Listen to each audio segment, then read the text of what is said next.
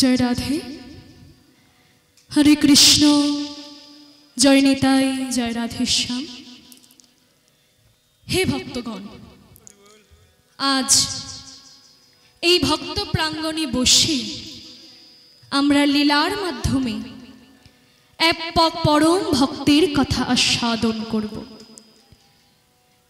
এই মধুর বৃন্দাবনে বসে ভক্তের জীবনী কীর্তন করলে বা শ্রবণ করলে আমাদের কি হয় মা? না সেরকম ভক্ত যদি হতে নাও পারি তাতে ক্ষতি নেই, কিন্তু সেই ভক্তের জীবনী শ্রদ্ধাপূর্ণভাবে আস্বাদন করে তার পদাঙ্ক যদি আমরা অনুসরণ করতে পারি তাহলে আমরাও একদিন ভগবান শ্রীকৃষ্ণের কৃপা পেলেও পেতে পারি। তাই আজ আমরা আস্বাদন করব এরকমই এক পরম ভক্তের কথা। কে তিনি? না গ্রন্থে সুন্দরভাবে লেখা আছে, সবাই জানেন আপনারা। আজ আমরা আস্বাদন করব শ্রী লালা বাবু ও জগৎ শেঠের কথা। সবাই মিলে একবার দুটি বাহু তুলে বলুন, শ্রী গুরু নিতাই গৌর প্রেমানন্দে হরি হরি হরি বল।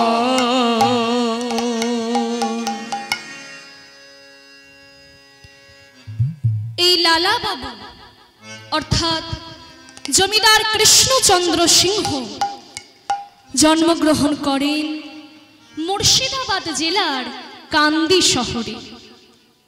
তার পিতা ছিলেন পানকৃষ্ণ সিংহ আর দাদু ছিলেন গঙ্গা গোবিন্দ সিংহ। দাদু গঙ্গা গোবিন্দ সিংহ তার নাতি অর্থাৎ কৃষ্ণচন্দ্রের আদর করে নাম রেখেছিলেন লালা।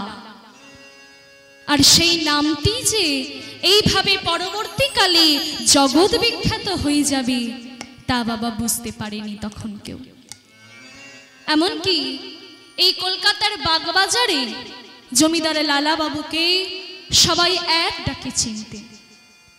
আজ আমরা আস্বাদন করব এই জমিদার লালা বাবু নিজের জমিদারি বিষয় ঐশ্বর্য কামনা বাসনা সমস্ত কিছু ত্যাগ করে একটি বস্ত্রই যার সম্বল, তিনি কিভাবে বৃন্দাবনে গিয়ে রাধা গোবিন্দের কৃপা পেয়েছিলেন। আজ আমরা সেই কথা সাধন করব যাতে আমরাও তার পদাঙ্ক অনুসরণ করে ভগবানের কৃপা লাভ করি। তা একদিন হলো কি বাবা, একদিন প্রভাতকালে এক ব্রাহ্মণ ভিখারি এলেন জমিদার লালা বাবুর দরজায় ভিক্ষা করতে, আর বদনে মধুর কৃষ্ণ নাম গাইছেন, বলছেন হরে মুরারে মধু কাইটা ভারি গোপালে গোবিন্দ মুকুন্দেশ্বরে।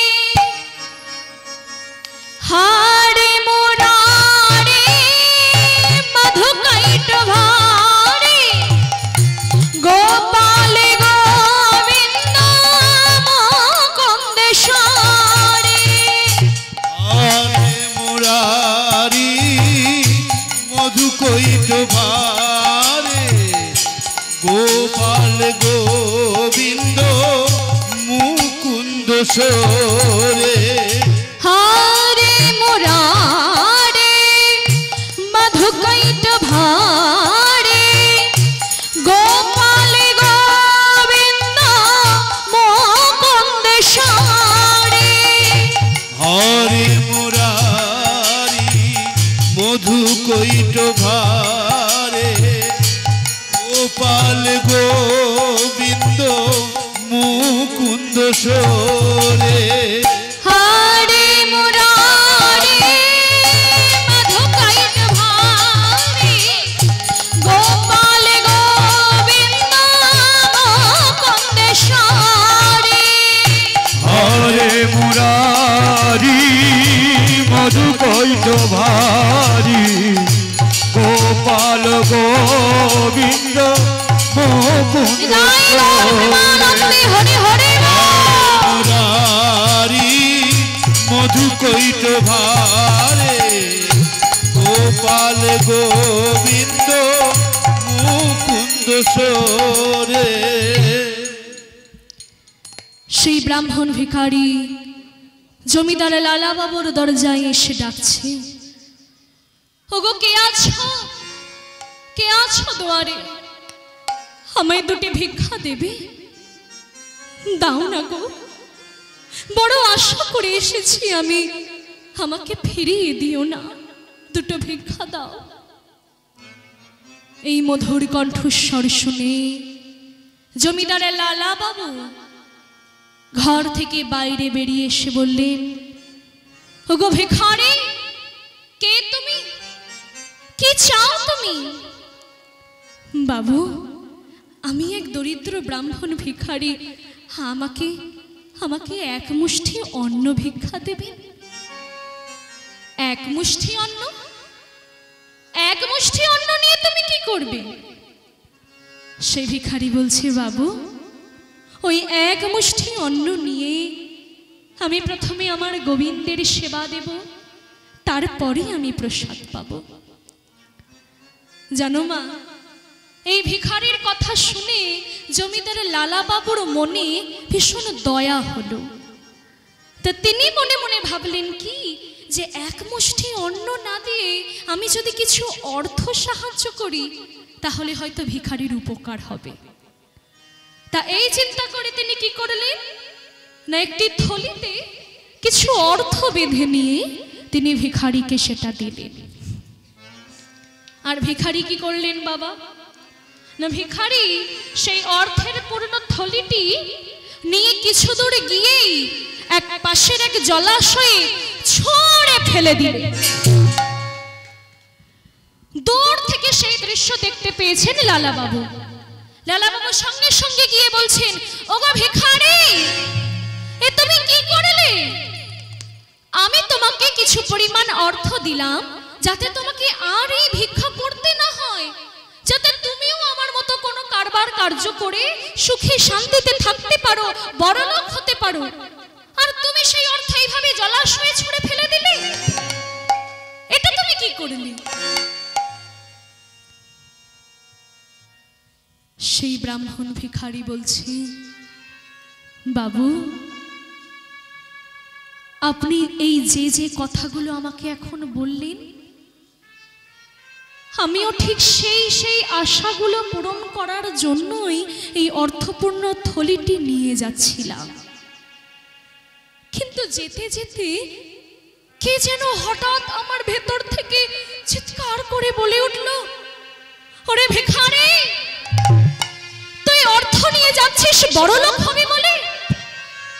তোর এখনো কামনা বাসনা ফুরালো না?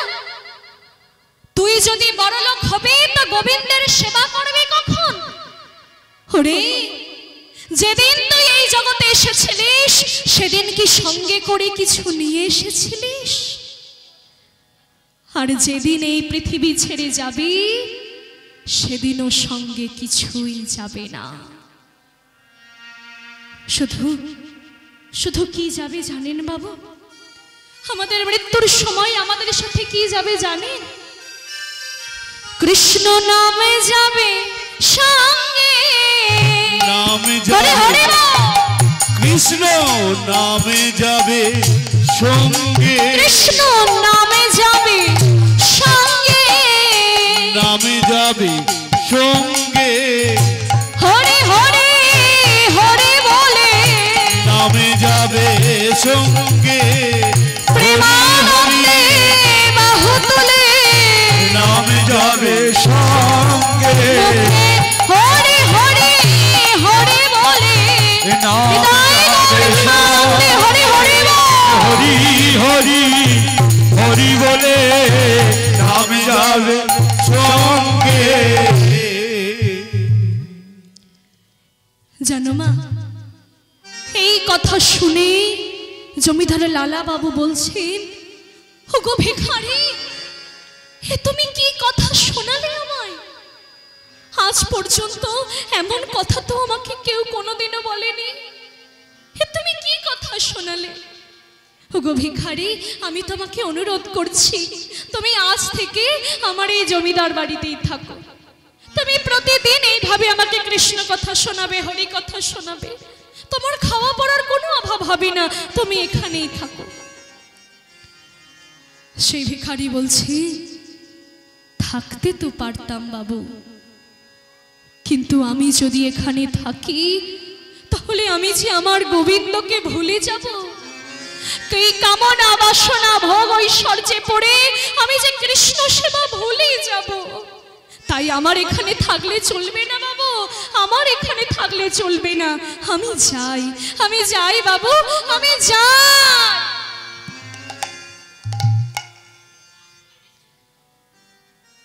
ভিখারি চলে যাওয়ার পরে লালা বাবু মনে মনে ভাবছে যে এমন কি ধন আছে ওই ভিখারির, নিশ্চয়ই আমার থেকেও এমন কিছু মূল্যবান ধনরত্ন ওই ভিখারির কাছে আছে, যার জন্য ভিখারি এই জমিদারি, এই বিষয় ঐশ্বর্যকেও ত্যাগ করে চলে গেল। ওগো ভিখারি,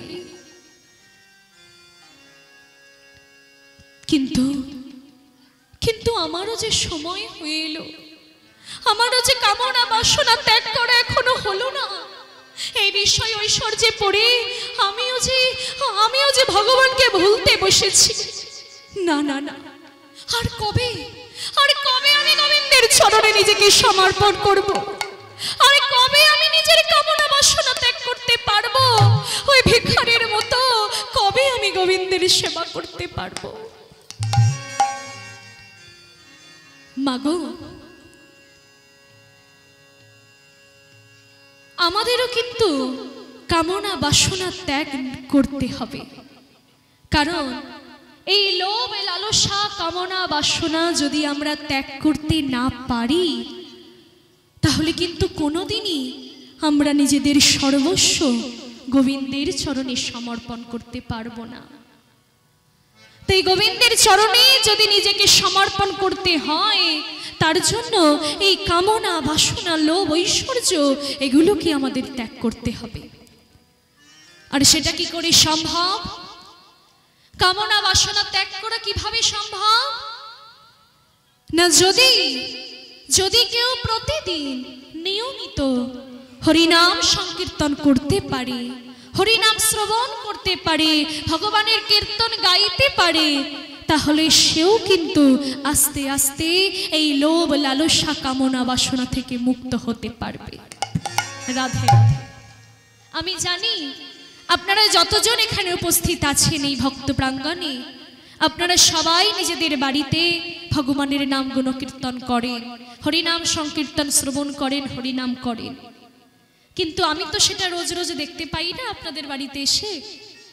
তা আজ আমি যখন এখানে এসেছি আর গৌর গোবিন্দের কৃপায় আপনারাও সবাই উপস্থিত হয়েছেন, তাই আসুন আমরা সবাই মিলে, বিশেষ করে আপনারা সবাই মিলে দুটি বাহু তুলে এই মহামন্ত্র নাম একটু করুন, যে নাম এই ভবসাগর আমাদের পারাপার করবে, যে নাম মহাপ্রভু এনেছিলেন, যে মহামন্ত্র নাম নিতাই চাঁদ হরিদাস ঠাকুর নামাচার্যরা সবাই প্রচার করেছিল, সেই মহামন্ত্র নাম। আসুন আমরা দুটি বাহু তুলে করতালি দিয়ে সবাই মিলে কীর্তন করি। কেমন?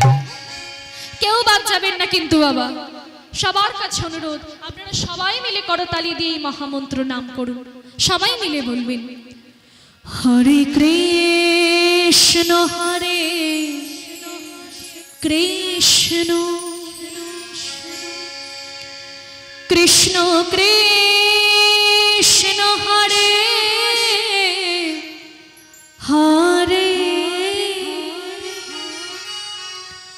হরে রাম হরে রাম রাম রাম হরে হরে। সবাই মিলে দুটি বাহু তুলে কৃষ্ণ কৃষ্ণ কৃষ্ণ হরে হরে হরে রাম হরে রাম রাম রাম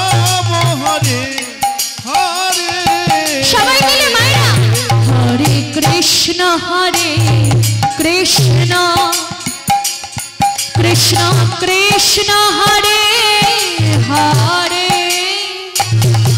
হরে রাম রাম রাম হরে হরে হরে হরে কৃষ্ণ হরে কৃষ্ণ কৃষ্ণ কৃষ্ণ হরে হরে হরে রাম রাম রাম রাম হরে হরে হরে কৃষ্ণ কৃষ্ণ কৃষ্ণ হরে হরে হরে রাম রাম রাম হরে হরে হরে হরে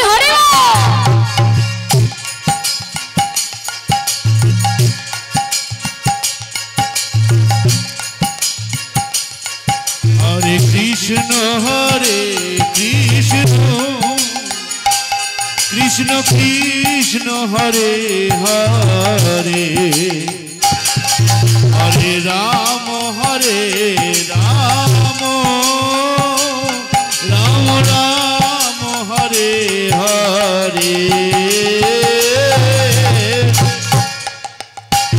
হরে কৃষ্ণ কৃষ্ণ কৃষ্ণ কৃষ্ণ হরে হরে হরে রাম রাম রাম হরে হরে হরে হরে কই তুলি মহাতলো হরে কৃষ্ণ কৃষ্ণ কৃষ্ণ হরে হরে হরে রাম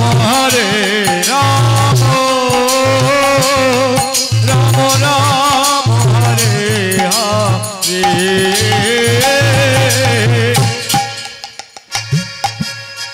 হরে কৃষ্ণ কৃষ্ণ কৃষ্ণ হরে হরে হরে রাম রাম রাম হরে হরে হরে কৃষ্ণ কৃষ্ণ কৃষ্ণ হরে হরে হরে রাম রাম রাম হরে হরে।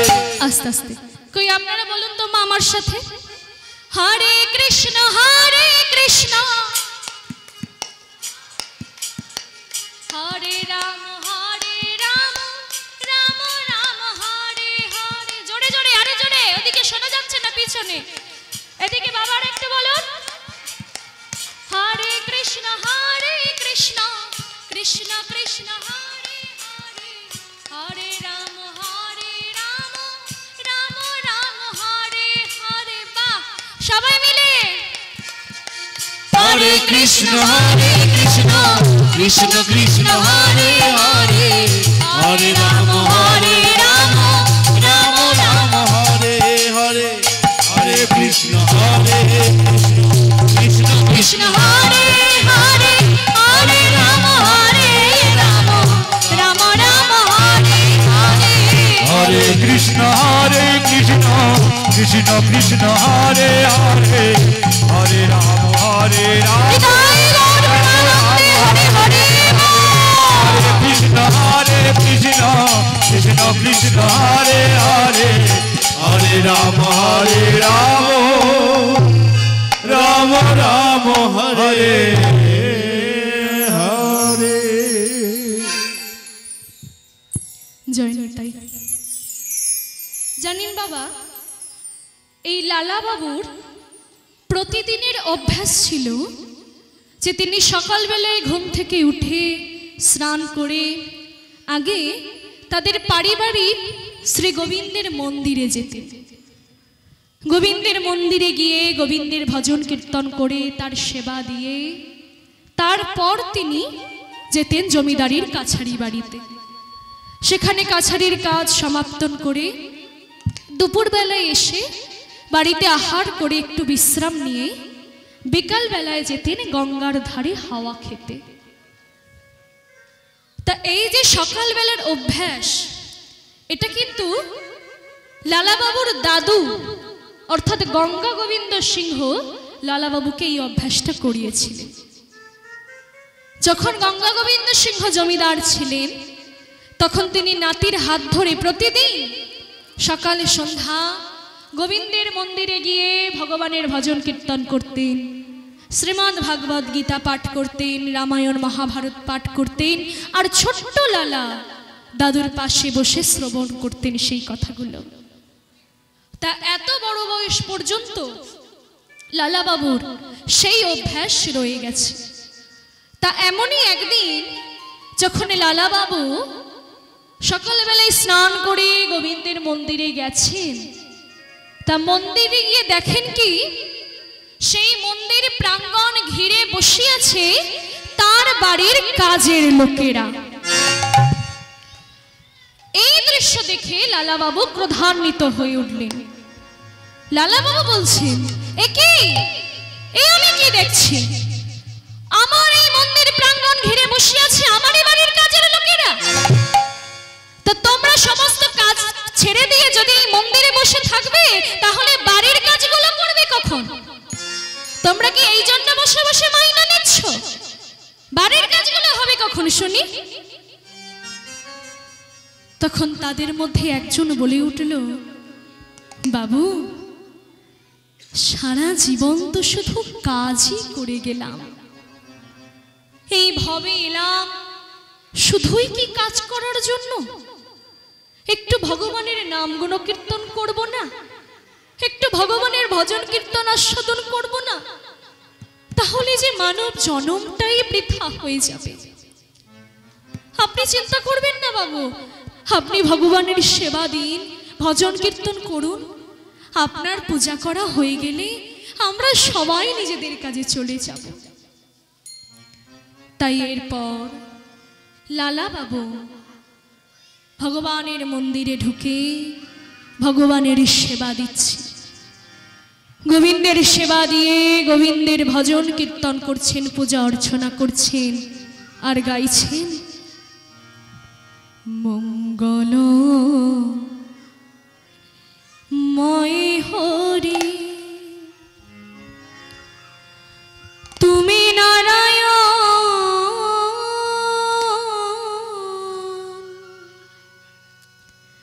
দিবানিশি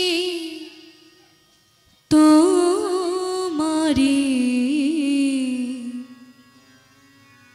করি গো শরণ। হরি মঙ্গল ময় হরি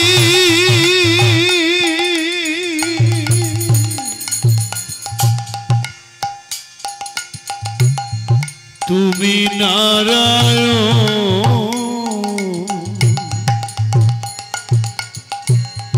দিবানিশি তোমারি করি গো শরণ।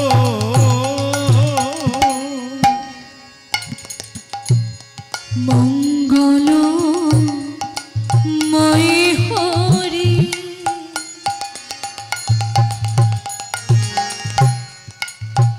তুমি নারায়ণ,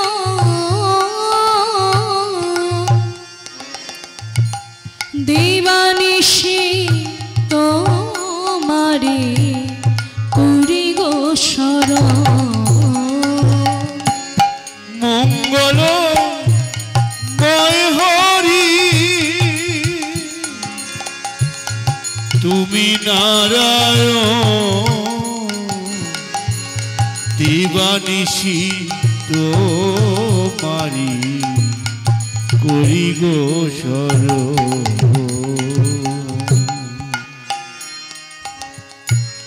নাই গো কিছুই মোর তোমাকে দেবা, কে দে পুজিব বলো চরণ তোমার। নাই কো কিছুই মোর তোমাকে দেবা,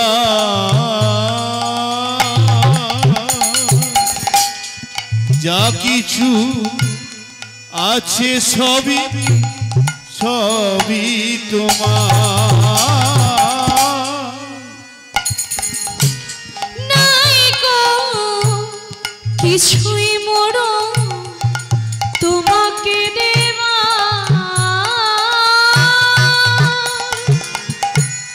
কেঁদে পুজিব বলো চরণ তোমার।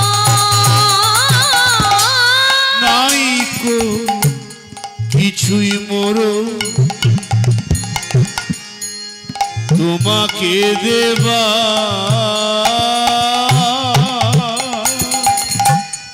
যা কিছু আছে সবই তোমাকে দেবা। দেখেছেন ভক্তগণ, লালা বাবু একজন জমিদার মানুষ। সেই জমিদার হয়ে তিনি বলছেন যে নাইকো কিছুই মোর তোমাকে দেবার। আপনারাই বলুন তো, লালা বাবুর কিসের অভাব? তিনি একজন জমিদার, পূর্ব ভারতের এত বড় জমিদার ছিলেন। তখন তিনি গাড়ি বাড়ি টাকা পয়সা কোনো কিছুর তার অভাব নেই, কিন্তু তা সত্ত্বেও তিনি ভগবানের কাছে নত হয়ে বলছেন যে নাইকো কিছুই মোর তোমাকে দেবা।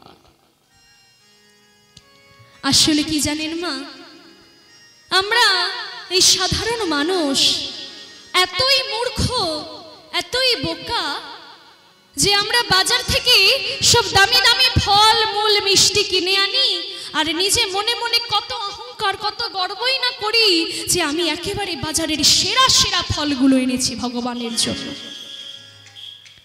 আর ভগবান শুধু দেখে হাসে।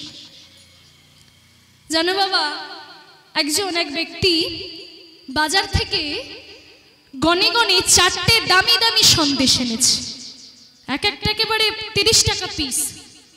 4টে এনেছে গনে গনে দামি দামি সন্দেশ, এনে ভগবানকে নিবেদন করেছে। ভগবান মনে মনে ভাবছে যে এই বেটা ঠিক গনে গনে 4টে সন্দেশ এনেছে। তার মানেটা কি?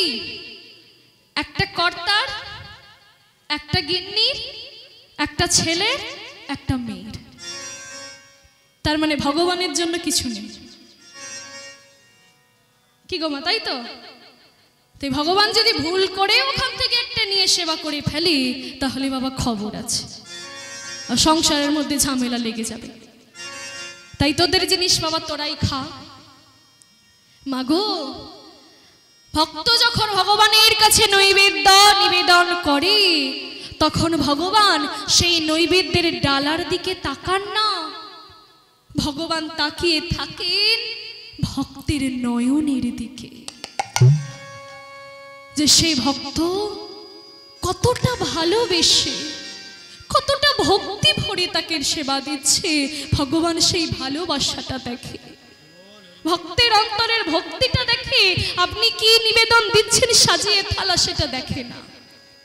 কারণ ভগবান বলছেন যে এই জগতে যা কিছু আছে সবই তো আমার, কি দেবে তোমরা আমাকে? তাই না মা? এই জগতে যা কিছু আছে সবই তো তার, আমরা তার জিনিস নিয়েই তাকে দিই, তাও মনে মনে অহংকার করি, গর্ব করি। এটাই আমাদের ভ্রম, আমাদের মূর্খতা। তাই ভগবান বললেন যে এই জগতে যা কিছু আছে সবই আমার, তাই তোমার যেটা আছে সেটা তুমি আমাকে দাও। সেটা কি মা? না, সেটা হচ্ছে এই ভক্তের অন্তরের ভক্তি আর এই নয়নের জল। ভগবান তাকিয়ে থাকেন ভক্তের নয়নের দিকে, যে কতটা ভালোবেসে ভক্ত তাকে নিবেদন করছে। তাই তো ভগবান শ্রীকৃষ্ণ শ্রীমদ্ ভগবত গীতার 9ম অধ্যায়ে বলছেন, পত্রং পুষ্পং ফলং তোয়ং ইয়ো মে ভক্ত প্রযচ্ছতি তদহং ভক্তি পঠিত অশ্নামি প্রজতাত ননঃ। বলছে তুমি যদি একটা পাতা পাও, ভক্ত যদি একটা পাতা আমাকে নিবেদন করে আমি সেটাই গ্রহণ করি। পাতা না পেয়ে যদি একটা ফল আমাকে নিবেদন করে আমি সেটাই গ্রহণ করি। একটা ফল না পেয়ে যদি একটা ফুল আমাকে নিবেদন করে আমি সেটাই গ্রহণ করি। আর ফুলও না পেয়ে যদি আমাকে একটু জল কেউ নিবেদন করে আমি সেটাই গ্রহণ করি। কিন্তু সেই নিবেদন করার মধ্যে যেন ভক্তি আর ভালোবাসা থাকে। ভক্ত ভালোবেসে আমাকে যেটা দেবে আমি সেটাই গ্রহণ করব, কিন্তু সেই দেওয়ার মধ্যে যেন ভালোবাসা থাকে বাবা। কিন্তু আমরা কি করি? আমরা কি করি মা? আমরা কি এতটা ভালোবেসে তাকে দিই, সেবা করি? করি না। তুচ্ছ তাচ্ছিল্য ভরে দিতে হয়, দিয়ে দিলাম। সে ভগবান খেলো না খেলো, ও ভগবান না খেলে টিকটিকি আছে, পিঁপড়ে আছে, আরশোলা আছে, ও কেউ একজন ঠিক খেয়ে নিয়ে চলে যাবে, তাই না? আমাদের মনের চিন্তা ভাবনাটা এরকম। অথচ দেখুন আমরাই আমাদের পরিবারের সদস্যদের যখন সেবা করি তখন কতটা ভালোবেসে সেবা করি। আপনি আপনার স্বামীর জন্য কিছু রান্না করছেন, আপনার পুত্রের জন্য, আপনার কন্যার জন্য কিছু রান্না করছেন, তাদের খেতে দিচ্ছেন, কতটা ভালোবেসে দিচ্ছেন। আপনার ছেলের যদি একটু খেতে দেরি হয়ে যায় আপনি ব্যাকুল হয়ে ওঠেন, হাঁকডাক ফেলে দেন, কি রে খোকা কখন খাবি, এত বেলা হয়ে গেল, আগে খেয়ে যা, তারপর অন্য কাজ করবি। কিন্তু সত্যি করে বলুন তো, সেই একই ব্যাকুলতা কি থাকে যখন আমরা ভগবানকে সেবা দিই? যখন ভগবানকে সেবা দিই তখন কি সেই একই ব্যাকুলতা থাকে? থাকে না। ওই দিতে হয়, দিয়ে দিলাম, কিন্তু সেই ভালোবাসাটা আমাদের হৃদয়ে থাকে না মা। অথচ দেখুন ভগবান আমাদের এত ভালোবাসেন, তা সত্ত্বেও ভগবান আমাদের এত ভালোবাসেন যে আমাদের যখন যেটা প্রয়োজন, যেটা দরকার, তিনি তৎক্ষণাৎ সেটা আমাদের কাছে পাঠিয়ে দেন। আর আমরা কি করি? শুধু ভগবানের কাছে চাইতে চাই, কি মা, তাই তো? আমরা যখনই কোনো মন্দিরে যাই, যখনই কোনো ভগবানের স্থানে যাই, রাস্তা দিয়ে যেতে যেতেও যদি পথে কোনো মন্দির পড়ে তাকে প্রণাম করি, আমরা সব সময় কিছু না কিছু চাইতে যাই, তাই না? যে ভগবান আমাকে এটা দাও, আমাকে ওটা দাও, আমাকে গাড়ি দাও, আমাকে বাড়ি দাও, আমার ছেলের একটা ভালো চাকরি দাও, আমার মেয়ের একটা ভালো ঘরে বিয়ে দাও, শুধু দাও দাও আর দাও। কিন্তু কেউ কখনো ভগবানের কাছে কি এটা জিজ্ঞাসা করেন যে ভগবান তুমি কেমন আছো, তুমি ভালো আছো তো? তুমি তোমাদের সকলের ভালো রাখার দায়িত্ব নিয়েছো, কিন্তু তুমি ভালো আছো তো? এই কথা আমরা কখনো কেউ জিজ্ঞাসা করি ভগবানের কাছে? করি না। শুধু নিজেদের স্বার্থ পূরণ করার জন্য চলে যাই। কিন্তু তা সত্ত্বেও দেখুন মা, ভগবান আমাদের কত ভালোবাসে। তিনি আমাদের পিতার সমান। একজন পিতা যেমন তার প্রত্যেকটা ছেলে মেয়েকে সমানভাবে ভালোবাসেন, ভগবানও তেমনি আমাদের সবাইকে সমানভাবে ভালোবাসেন। তাই মাগো, আপনাদের সকলের কাছে নিবেদন আমার, আপনারা যে যাই সেবা দেন ভগবানকে, দেখবেন সেই সেবা দেওয়ার মধ্যে যেন একটু ভালোবাসা থাকে, একটু ভক্তি থাকে, একটু স্নেহ থাকে। তাই তো জমিদার লালা বাবু বলছেন, হে গোবিন্দ, নাই কো কিছুই বড় তোমাকে দেবা,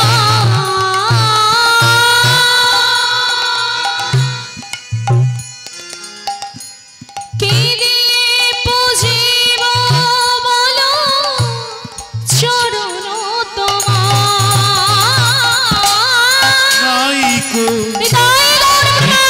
হরে হরে তোমাকে দেবা,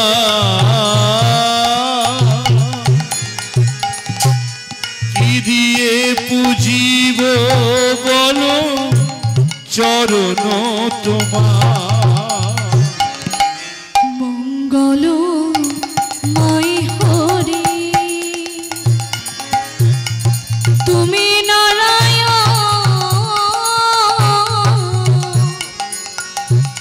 দেবানিশি তোমারে করি গো শরণ।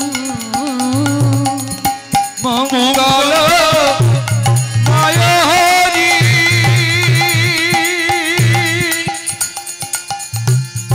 তুমি নারায়ণ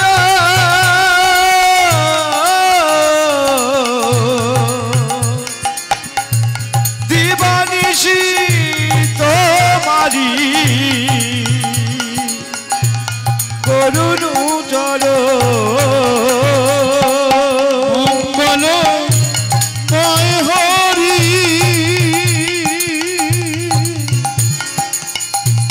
তুমি নারায়ণ দিবানিশি তোমারি করি গো শরণ। জানেন মা, এইভাবে লালা বাবু গোবিন্দের ভজন কীর্তন করার পরে জমিদারের কাছারি বাড়িতে গেলেন তার কাছে জমিদারি কাজকর্ম সারার জন্য। জমিদারির কাজকর্ম সেরে যখন ঘরে ফিরে এলেন, ঘরে এসে দুপুরে আহার করে যখন নিজের কক্ষে গেলেন একটু বিশ্রাম নেওয়ার জন্য, সেই কক্ষে গিয়ে দেখলেন কি যে তারই সোনার পালঙ্কের ওপর ঘুমাচ্ছে তারই বাড়ির একটি কাজের মেয়ে।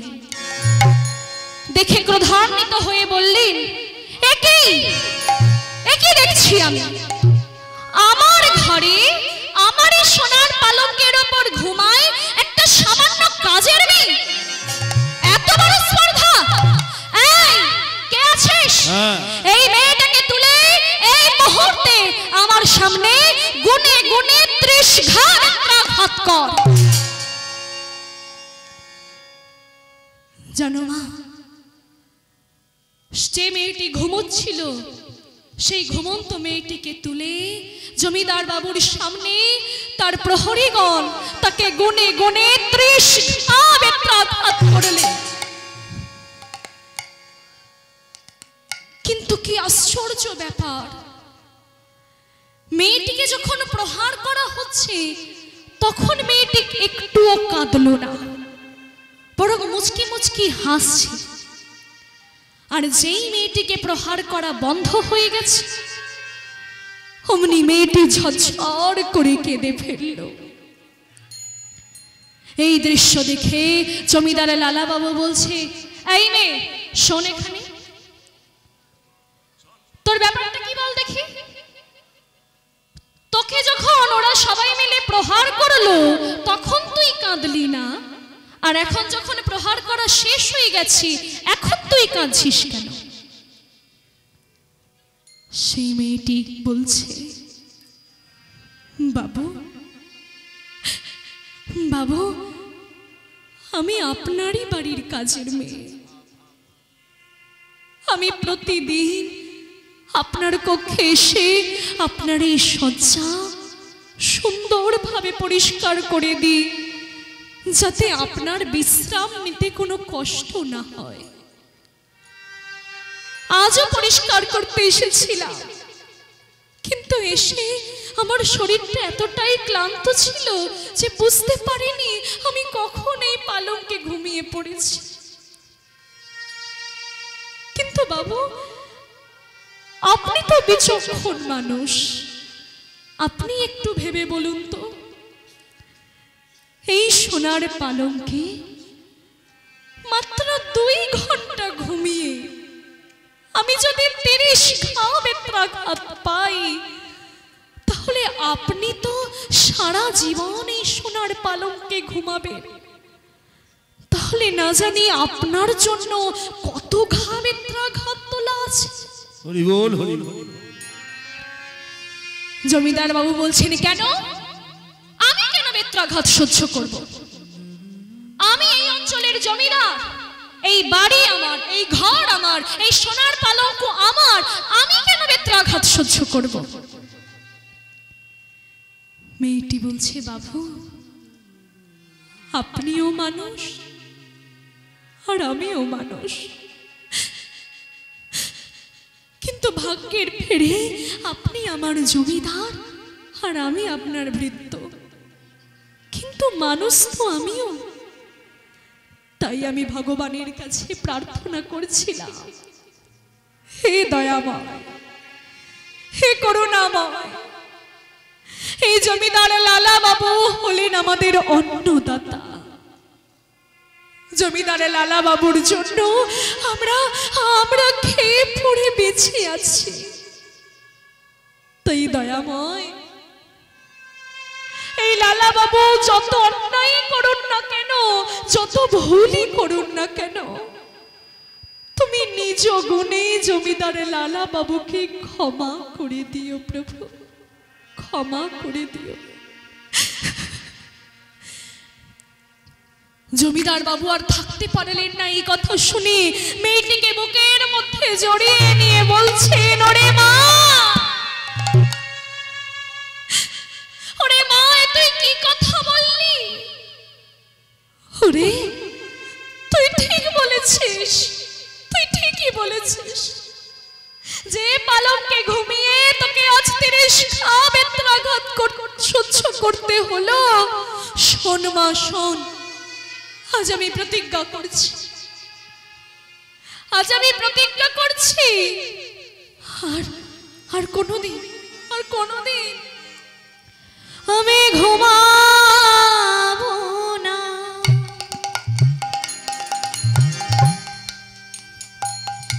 এই পালঙ্কেতে আমি এই করিলাম আমি ঘুমাবো না, এই পালঙ্কেতে এই করিলাম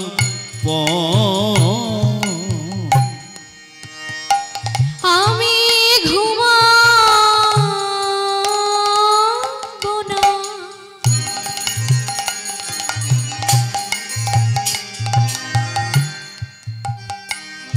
এই পালঙ্কেতে আমি এই করিলাম আমি ঘুমাবো না,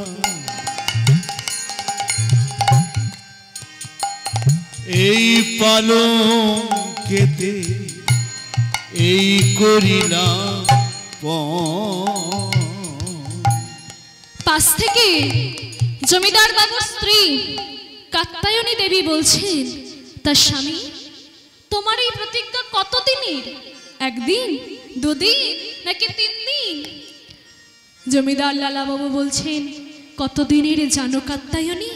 তবে শোনো, আমার রে হেতে এই প্রাণ থাকবে যতদিন, আমার দেহেতে এই প্রাণ থাকবে যতদিন, আমি ঘুমাবো না পালঙ্কেতে, আমি ঘুমাবো না পালঙ্কেতে, আমি ঘুমাবো না এই পালঙ্কেতে, আমি ঘুমাবো না পালঙ্কেতে, আমার এ দেহে প্রাণ থাকবে যদি, ঘুমাবো না পালঙ্কেতে, আমার এ দেহে প্রাণ থাকবে যদি, আমি ঘুমাবো না হরি হরি